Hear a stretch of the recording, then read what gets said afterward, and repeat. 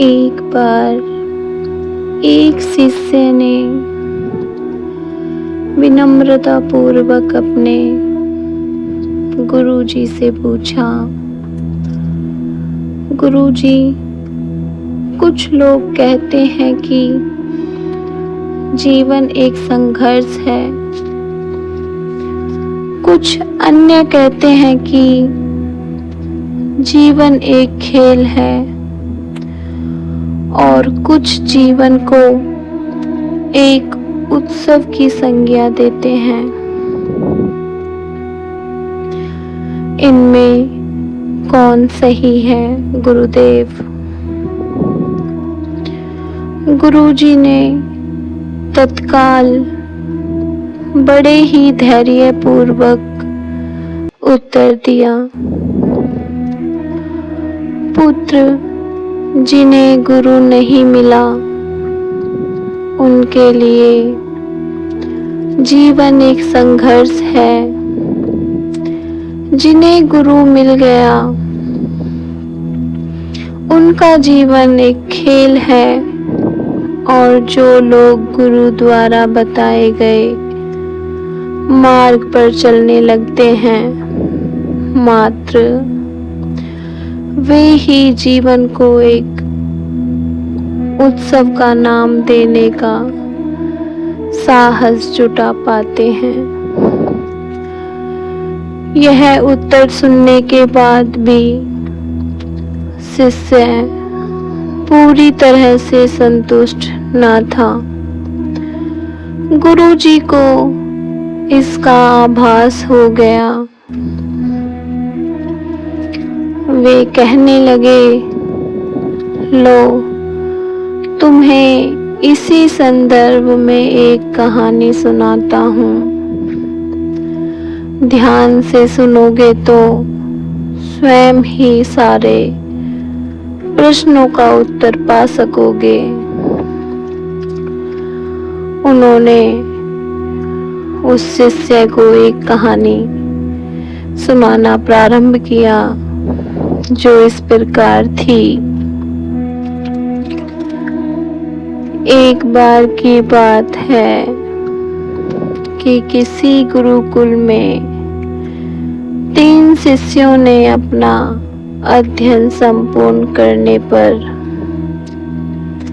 अपने गुरुजी से यह बताने के लिए विनती की कि उन्हें गुरु दक्षिणा में उनसे क्या चाहिए। गुरुजी पहले तो मंद मंद मुस्कुराए और बड़े स्नेहपूर्वक कहने लगे, मुझे तुमसे गुरु दक्षिणा में एक थैला भरकर सूखी पत्तियां चाहिए,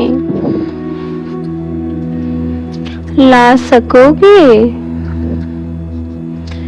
वे तीनों मन ही मन बहुत प्रसन्न हुए, क्योंकि उन्हें लगा कि वे बड़ी आसानी से अपने गुरुजी की इच्छा पूरी कर सकेंगे। सूखी पत्तियां तो जंगल में हर जगह बिखरी ही रहती हैं। वे उत्साहपूर्वक एक ही स्वर में बोले, जी गुरुजी, जैसी आपकी आज्ञा। अब वे तीनों शिष्य चलते चलते एक नजदीक के जंगल में पहुंच चुके थे, लेकिन यह देखकर कि वहां पर तो सूखी पत्तियां केवल एक मुट्ठी भर ही थी, उनके आश्चर्य का ठिकाना न रहा। वे सोच में पड़ गए कि आखिर जंगल से कौन सूखी पत्तियां उठाकर ले गया होगा। इतने में ही उन्हें दूर से आता हुआ कोई किसान दिखाई दिया। वे उसके पास पहुंचकर उससे विनम्रता पूर्वक याचना करने लगे कि उन्हें केवल एक थैला भर सूखी पत्तियां दे दें। अब उस किसान ने उनसे क्षमा याचना करते हुए उन्हें यह बताया कि वह उनकी मदद नहीं कर सकता,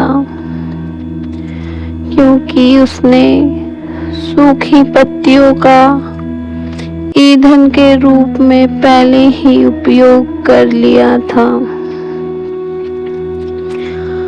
अब वे तीनों पास में ही बसे एक गांव की ओर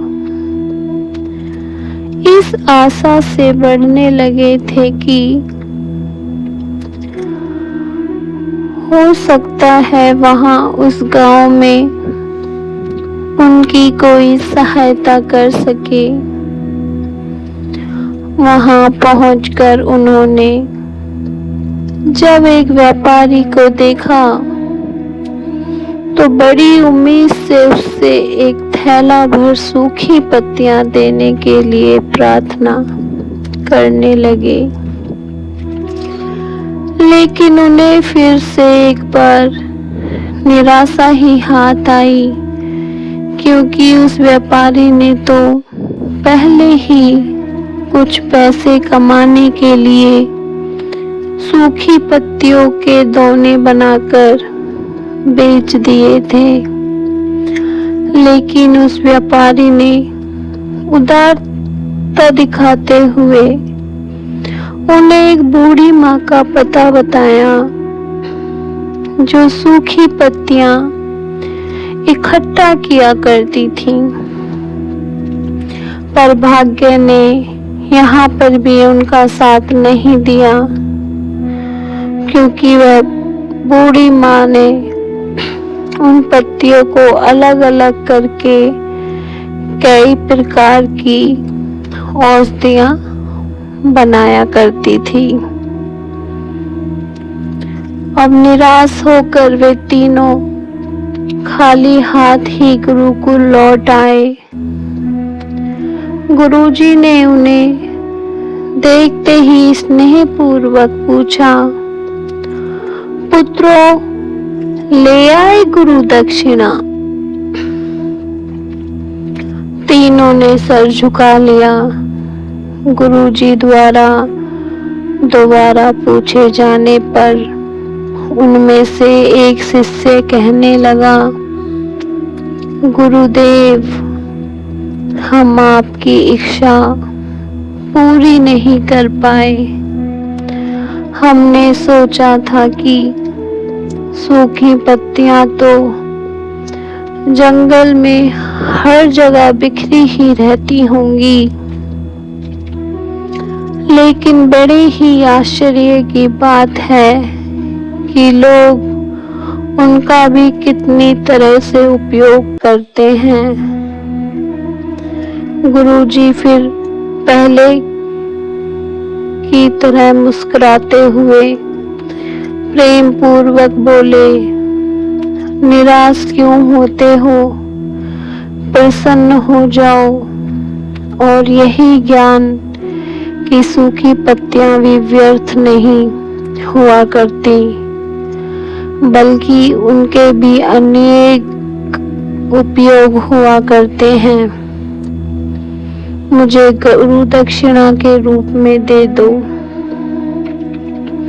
तीनों शिष्य गुरुजी को प्रणाम करके खुशी खुशी अपने घर की ओर चले गए।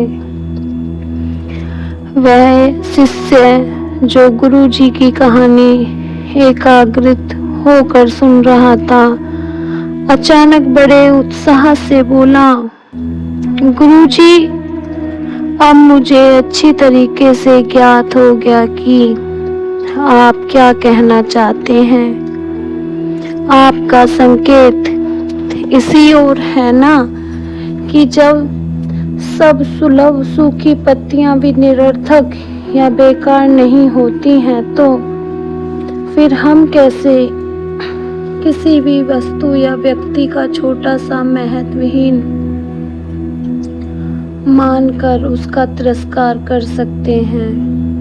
चींटी से लेकर हाथी तक और सुई से लेकर तलवार तक सभी का अपना अपना महत्व होता है।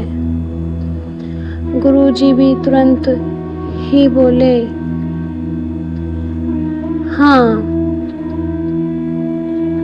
पुत्र, मेरे कहने का भी यही तात्पर्य है कि जब भी किसी से मिले तो उसे यथा योग्य मान देने का भरसक प्रयास करें, ताकि आपस में स्नेह, सद्भावना, सहानुभूति एवं सहिष्णुता का विस्तार होता रहे और हमारा जीवन संघर्ष के बजाय उत्सव बन सके।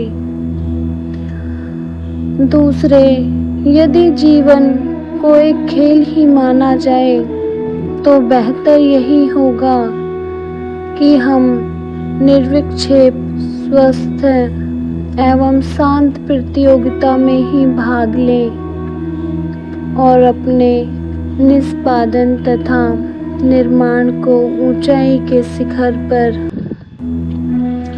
ले जाने का अथक प्रयास करें। अब शिष्य पूरी तरह से संतुष्ट